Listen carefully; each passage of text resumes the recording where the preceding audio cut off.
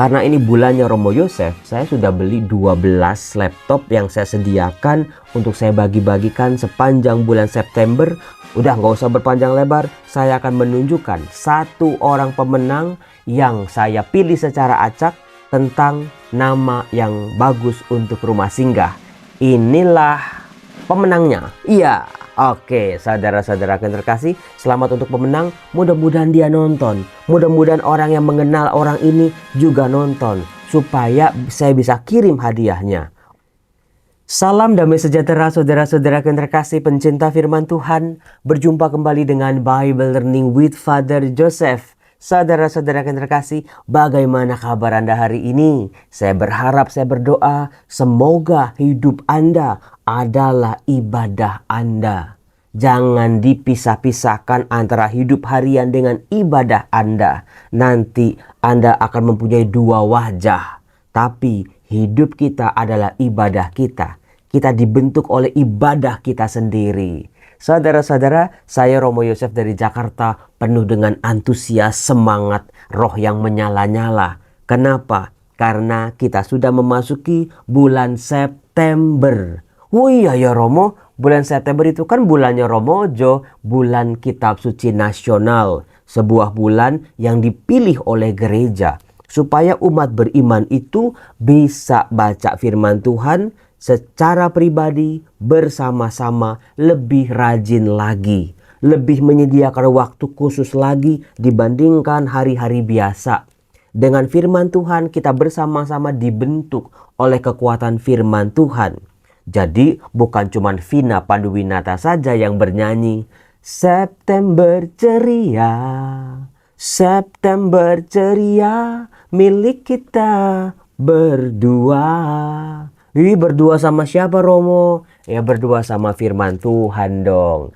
Akrablah dengan kitab suci Anda.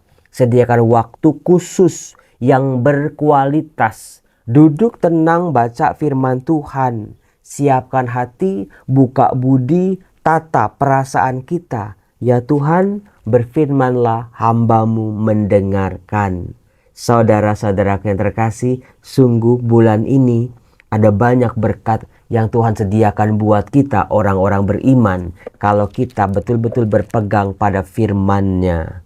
Jangan biarkan kitab suci kita debuan di lemari buku kita. Jangan biarkan satu keluarga nggak punya kitab suci. Jangan biarkan orang menjadi asing dengan firman Tuhan. Kan udah baca Romo, kalau di gereja itu setiap minggu kan bacaan pertama, bacaan kedua, Mazmur, bacaan Injil. Saudara-saudara yang terkasih, setiap hari sediakan waktu berbincang dengan Tuhan. Karena kalau kita baca firman Tuhan saudara-saudara, sebetulnya ya yang sesungguhnya terjadi, Tuhan sedang berfirman, berbicara pada kita. Selain dalam doa kita berbicara pada Tuhan, bersyukur, memuji, memohon. Tapi ketika membaca firman Tuhan, kita membiarkan Tuhan untuk berbicara pada kita. Itulah komunikasi, itulah dialog, itulah relasi yang sejati. Dan bagaimana saudara-saudara, seperti tadi saya katakan, ibadah bukan sekedar doa di seputar altar. Ibadah juga harus menyentuh hal-hal konkret. Jangan dipisahkan antara ibadahmu di hari Minggu dengan kehidupan kita di 6 hari yang lain. Yang satu hari rohani, yang lain rohana. Kalau bisa semuanya menyatu saudara-saudara, firman Tuhan akan sangat membantu kita. Karena ini bulannya Romo Yosef, percaya nggak saudaraku, saya sudah beli 12, saya sudah punya ya 12 laptop yang saya sediakan untuk saya bagi-bagikan sepanjang bulan September, entah di Bible Learning, entah di Instagram, ataupun nanti di lomba bulan kitab suci, lomba festival kitab suci, saya udah bagi-bagi 12, bayangin.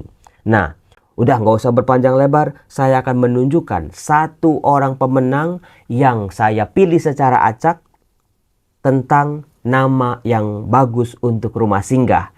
Inilah pemenangnya. Iya, oke saudara-saudara yang terkasih, selamat untuk pemenang. Mudah-mudahan dia nonton. Mudah-mudahan orang yang mengenal orang ini juga nonton, supaya saya bisa kirim hadiahnya. Orang ini langsung klaim di Instagram saya, @rmjo_susanto. Romo, saya pemilik akun itu. Kasih saya alamat lengkap, nomor handphone, di DM Instagram, nanti saya kirim hadiahnya. Saudara-saudaraku terkasih, ini bukan gimmick.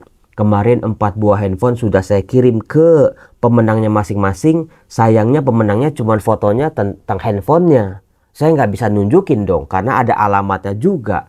Saya nggak bisa nunjukin juga kepada Anda bahwa memang orang ini sungguh-sungguh menerima.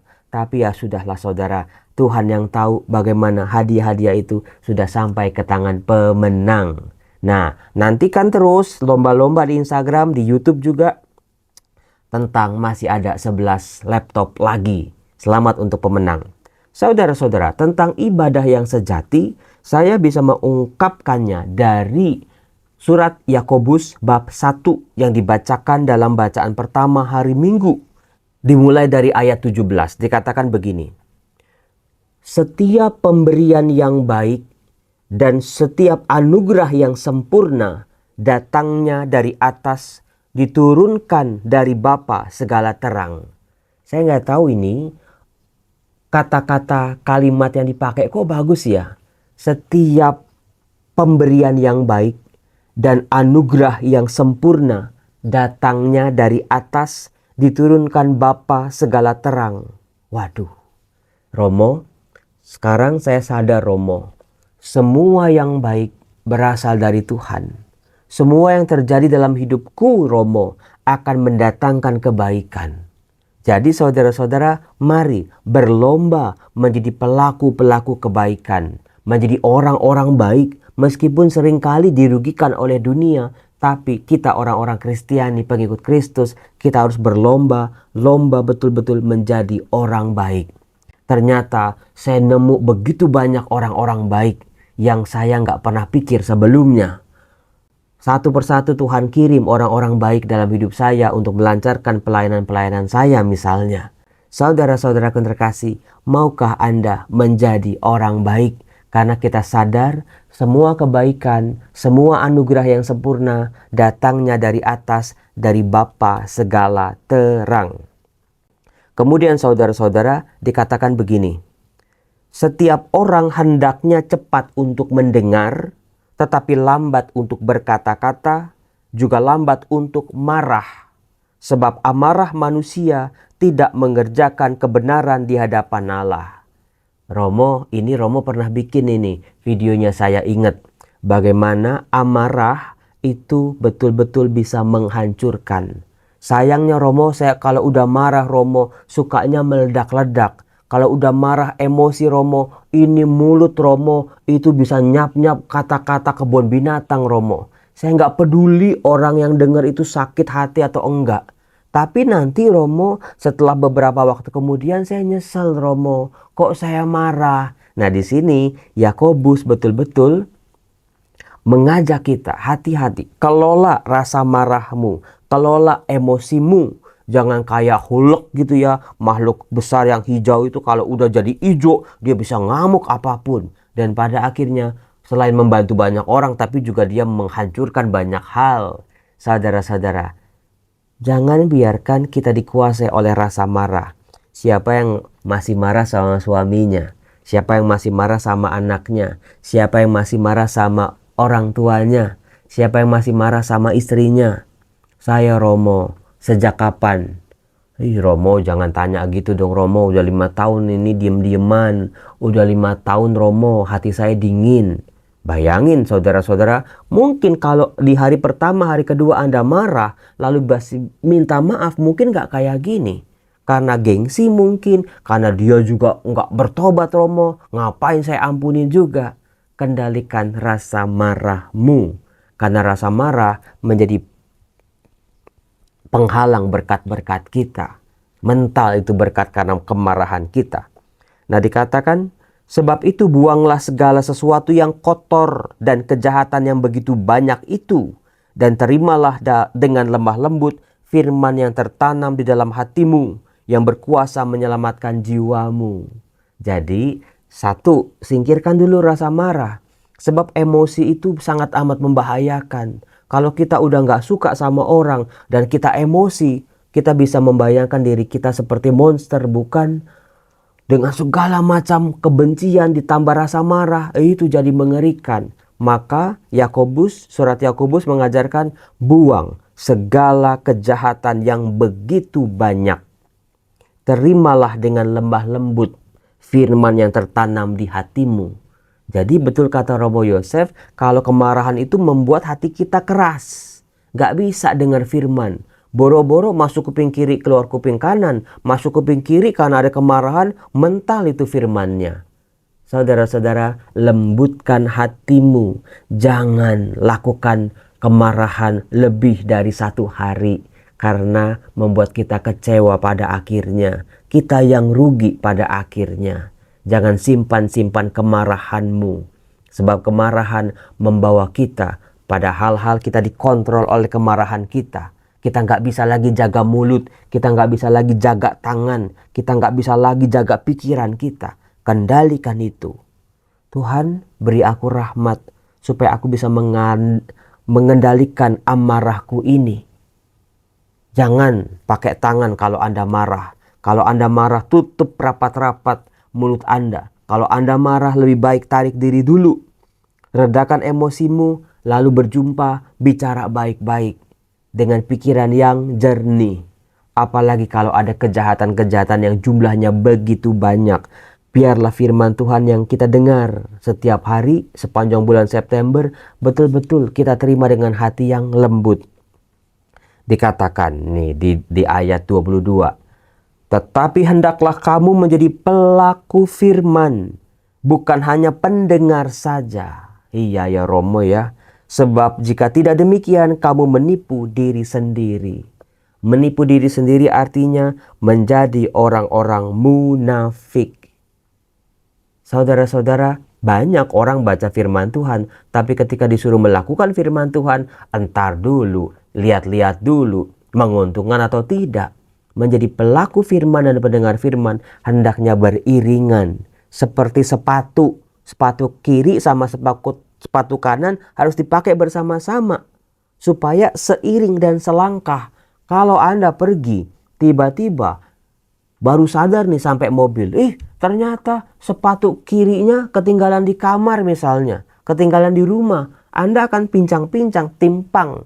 Nggak enak jalannya, malu juga. Maka dari itu, pendengar firman dan pelaku firman harus seperti sepatu. Selaras, seiring, sejalan, saling melengkapi satu sama lain. Ketika kita mendengar firman, kita diberi kekuatan bagaimana harusnya kita menjadi pelaku firman. Ketika kita menjadi pelaku firman, kita betul-betul bisa bersyukur. Terima kasih Tuhan, apa yang kau firmankan sungguh-sungguh nyata dalam hidupku. Aku tidak menjadi orang-orang yang munafik. Dikatakan di ayat 27. Ibadah yang murni dan yang tak bercacat di hadapan Allah Bapa kita ialah mengunjungi yatim piatu dan janda-janda dalam kesusahan mereka dan menjaga supaya dirinya tidak dicermarkan oleh dunia. Saudara-saudara, anak yatim dan janda adalah 2 simbol untuk mengungkapkan orang-orang yang menderita, orang-orang yang tidak punya penolong, orang-orang yang tidak punya perlindungan lagi. Harta bendanya udah nggak ada, miliknya juga udah nggak ada semua. Orang-orang yang harus melindungi mereka juga udah nggak ada, termasuk orang-orang sakit, termasuk orang-orang yang sangat menderita di pinggir-pinggir jalan. Saudara-saudara, ketika Anda mendengar firman ini, lalu nanti di jalan Anda ketemu saudara Anda ataupun orang yang tidak Anda kenal, sedang dalam kebutuhan, bantulah mereka sesuai dengan apa yang Anda bisa. Kalau misalnya cuma doain, ya doain. Jangan nggak ngapa-ngapain juga. Kalau misalnya bisa bantu. Nggak perlu juga kita misalnya melakukan hal-hal yang nggak masuk akal gitu ya. Nanti saudara-saudara akan menjadi kekusutan sendiri. Lakukanlah apa yang paling mungkin, yang paling standar. Romo, saya nggak suka yang standar-standar. Lebih dari itu kalau bisa juga silahkan. Tenaga kita, waktu kita, pikiran kita, bantuan-bantuan yang konkret. Bukan melulu soal uang dan harta, saudara-saudara. Nah, ketika kita menjadi pelaku firman, kita dijauhkan dari sikap munafik seperti yang diperintahkan oleh Tuhan Yesus dalam bacaan Injil. Sebetulnya bacaan Injil hari Minggu ini adalah rentetan dari bacaan-bacaan misa harian. Bagaimana Tuhan Yesus di Matius bab 23, Matius 22 itu mencela, celakalah kamu orang-orang Farisi, ahli-ahli Taurat, orang-orang munafik. Saya pernah menceritakan kata munafik dalam bahasa Yunani, hipokritos, itu ditujukan untuk para pemain drama yang memang ahli sekali untuk bermuka dua. Di atas panggung dia bahagia, sebetulnya hatinya menangis. Di atas panggung dia bisa meraung-raung meskipun hatinya sedang bahagia. Apa yang di luar beda sama yang di dalam. Apa yang ditampakkan di hadapan orang-orang beda dengan apa yang ditampakkan ketika dia sendiri. Wajah kita ini satu wajah untuk diri kita sendiri. Ketika saya di dalam kamar, itulah wajah kita. Ketika nggak ada kamera, itulah wajah kita. Tapi ternyata kita punya wajah yang lain, yaitu wajah yang kita tampakkan di depan orang-orang. Seringkali yang membuat menyiksa adalah sangat amat berbeda apa yang tampak di luar dilihat orang oleh kamera, oleh foto, dengan apa yang sesungguhnya diri kita ini. Itu yang sangat menyiksa. Kita berpura-pura, kita menjadi penipu, kita menjadi orang-orang munafik. Seperti ahli-ahli Taurat dan orang-orang Farisi. Itulah yang tidak dikehendaki oleh Tuhan Yesus, saudara-saudara. Hidup dalam kebohongan seperti itu sangat amat menyiksa. Punya double standard, punya dua muka. Kalau bisa, wajah kita dengan wajah yang kita tampilin di hadapan orang, itu adalah wajah yang sama.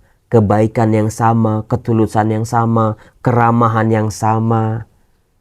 Orisinil, otentik di hadapan Allah dan juga di hadapan sesama. Saudara-saudara, ahli-ahli Taurat ini, orang-orang Farisi ini, sebetulnya sebetulnya baik. Mereka melakukan apa yang diperintahkan oleh Musa di Ulangan bab 4. Dikatakan, janganlah kamu menambahi apa yang kuperintahkan kepadamu. Janganlah kamu menguranginya. Dengan demikian kamu berpegang pada perintah Tuhan Allahmu yang kusampaikan kepadamu. Ahli Taurat, orang Farisi, mereka menjaga betul-betul apa yang diperintahkan oleh Tuhan. Mereka mau taat sebetulnya. Tetapi ide baik, niat luhur, niat mulia ini pada dalam perjalanan mereka tidak konsisten pada kebaikan, pada intisari sabda itu sendiri. Sehingga kedagingan, hal-hal duniawi mereka menggiring mereka ke hal-hal yang lebih menguntungkan dengan menambah-nambahi peraturan-peraturan yang ternyata membebani hidup orang beragama. Mari saudara-saudara, lakukanlah ibadah kita yang sejati. Selamat hari Minggu, Tuhan Yesus memberkati kita. Bye-bye.